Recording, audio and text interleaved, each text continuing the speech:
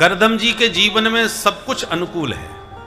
कपिल जैसा बेटा, अनसुईया जैसी बेटी, भृगु वशिष्ठ जैसे दामाद, सब चकाचक।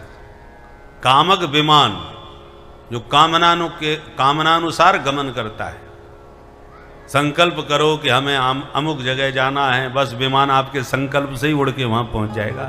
न डीजल न पेट्रोल, कुछ नहीं। ऐसा विमान बनाया था करदम जी ने।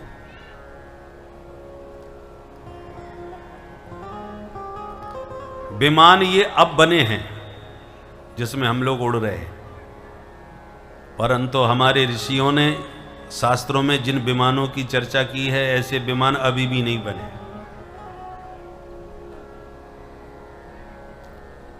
और विमानों की चर्चा इन ग्रंथों में सैकड़ों वर्ष पहले की गई है। इसका मतलब ऋषियों के पास ये सारे विमान और ये सारा विज्ञान था। कोई चीज होगी तभी तो उसका वर्णन होगा। तो भागवत में यदि विमानों का वर्णन है, इसका मतलब विमान पहले थे। आज जो विमान हम उड़ते हुए देख रहे हैं, ये तो कुछ ही समय पहले बने हैं। इसलिए हमारे ऋषियों का विज्ञान बहुत अद्भुत था, बहुत एडवांस था, जो आज भी नहीं है। बिना डीजल पेट्रोल के अपने आप उड़ के पहुंच जाए। पुष्पक विमान में राम जी आए अयोध्या, लंका से। अयोध्या में उतर के विमान से कहते हैं कि जाओ तुम अपने मालिक के पास। कोई ड्राइवर नहीं था, अपने आप आदेश दिया और उड़ करके विमान पहुंच गया कुबेर के पास। ऐसे ऐसे विमान थे महाराज। तो करदम जी तपस्या करने चले गए। अब घर में मैया बेटा दो रह गए। तो एक दिन एकांत में माता देवहूति ने अपने पुत्र भगवान कपिल से प्रश्न किया, निर्विन्ना नितराम भूमं असत इंद्रिय तर्षणात् येन संभाव्य मानेन प्रपन्नांधं तम प्रभो प्रपन्नांधं तम प्रभो। हे प्रभु, मैंने अपने जीवन में सारे सुख पाए,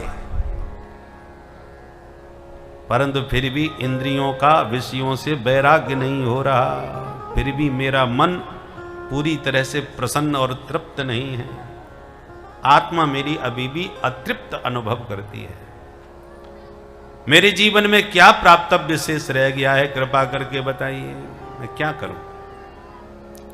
ऐसा उपाय बताओ जिससे मैं परिपूर्ण हो जाऊं, कुछ पाने की इच्छा न रह जाए।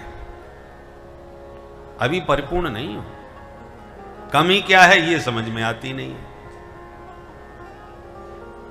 बेटा, आज मैं तुम्हारी शरण में आ गई हूं, तुम विद्वान हो।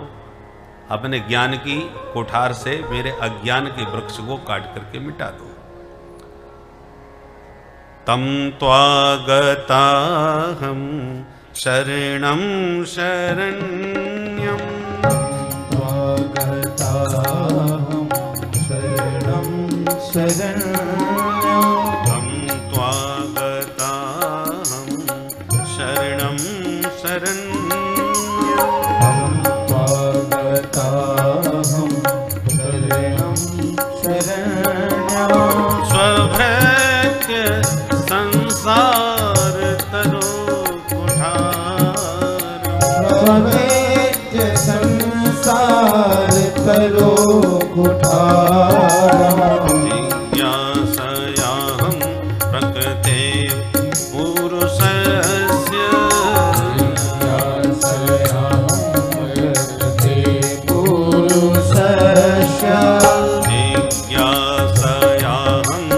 प्रकृते पुरुषस्य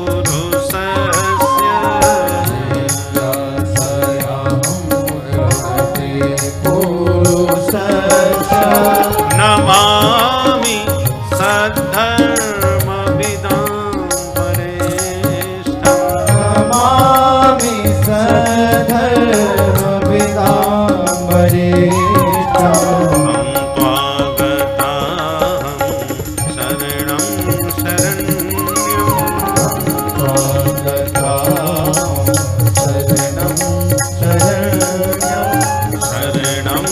शरण्यं शरणं शरण्यं। माता देवहूति ने इस प्रकार से वंदन किया तो कपिल भगवान कहते हैं, मां ध्यान से सुनो, मैं आपको अध्यात्म योग का उपदेश देता हूं।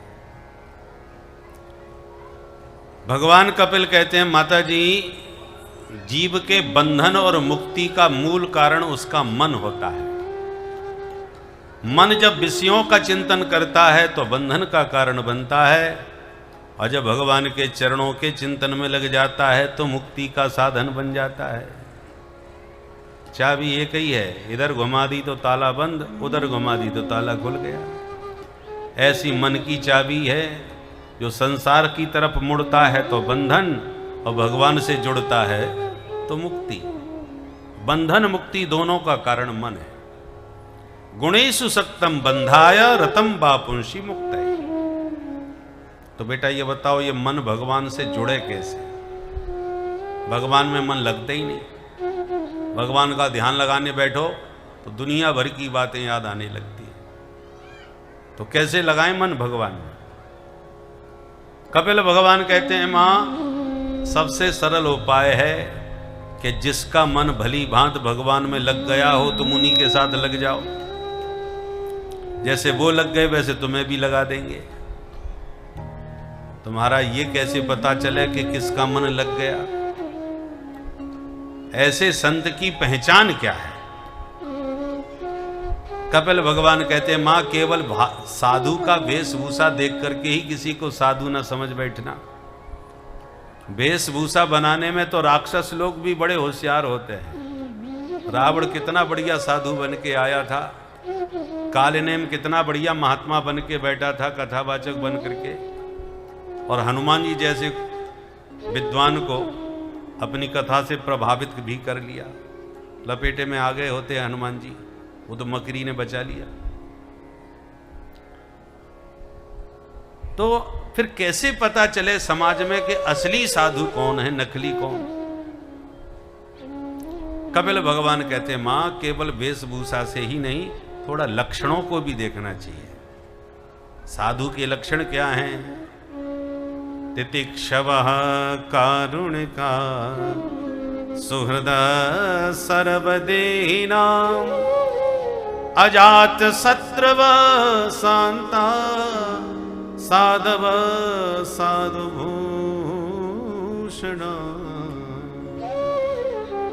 ये साधुओं के आभूषण हैं।